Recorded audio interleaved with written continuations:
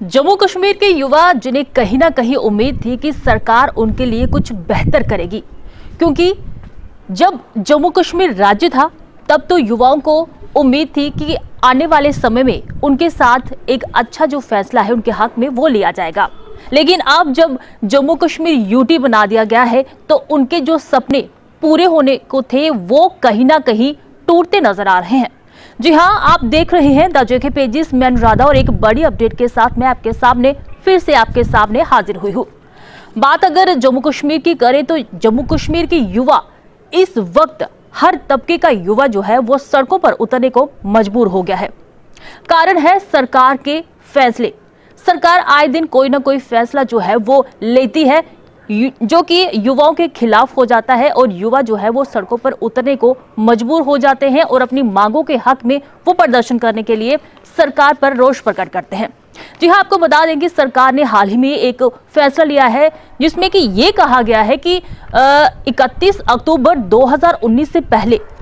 जो भी युवा JKSSB या फिर JKPSC की बात करे, इसके तहत जिन युवाओं ने अपने फॉर्म फिल किए थे या फिर अपनी पोस्ट का जाके उनकी उम्मीद थी कि कहीं ना कहीं उनकी नियुक्ति कहीं ना किसी डिपार्टमेंट में होगी और उसी का इंतजार में वो बैठे हुए थे, उनकी उम्मीदों पर अब सरकार ने पानी फेर दिया है। क्योंकि सरकार ने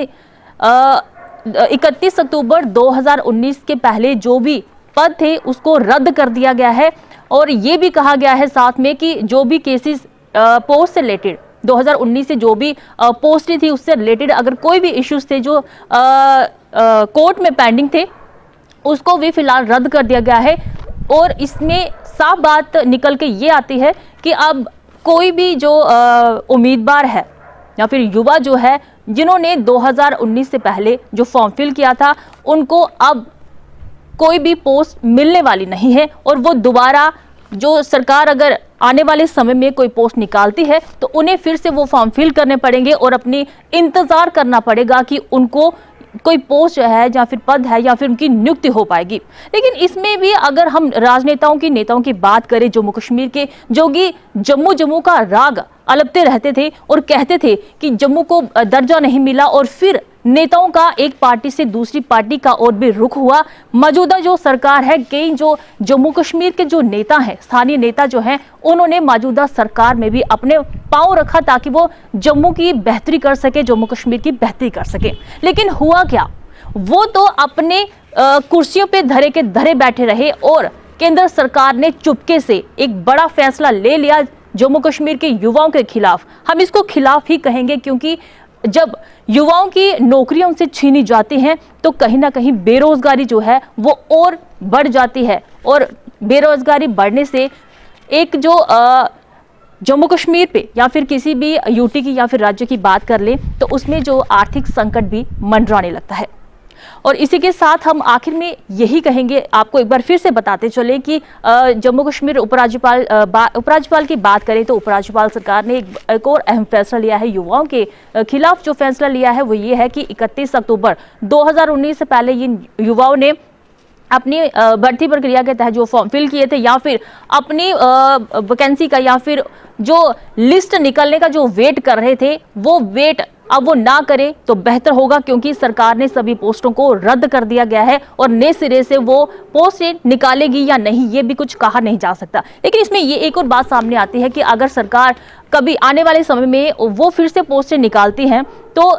जिन लोगों ने, जिन युवाओं ने पहले फॉर्म भरे थे, क्या उनकी ओवरेज नहीं हो जाएगी? वो कुछ कर ही नहीं पाएंगे और फिर वो सरकार को ही आने वाले समय में वो सरकार को ही दोषी मानेंगे। और सरकार को भी सोचना चाहिए कि वो बाहरी लोगों को यहाँ बसाने की बात करती है, उनको डोमिसाइल्स उन्होंने प्रोवाइड कर दिए हैं, जबकि जम्मू कश्मीर जब राज्य था तो यहाँ पे स्टेट सब्जेक्ट थे और जिन लोगों के पास स्टेट सब्जेक्ट थे उन्हीं लोगों ने जो 2019 से पहले, हम बात कर रहे हैं 2019 से, क्योंकि अगर हम बात करें जम्मू कश्मीर यूटी बनने की तो 5 अगस्त को ही 2019 5 अगस्त को ही ये फैसला आया था और ये फैसला भी जो सरकार ने चुपके से लिया था बिना किसी को बताए। क्योंकि जम्मू कश्मीर के बात करें तो जम्मू कश्मीर के लोगों को ये पता ही नहीं था कि सरकार क्या फैसला लेने वाली है। तब अगर 35 से और 370 की बात करें और बात अगर हम अब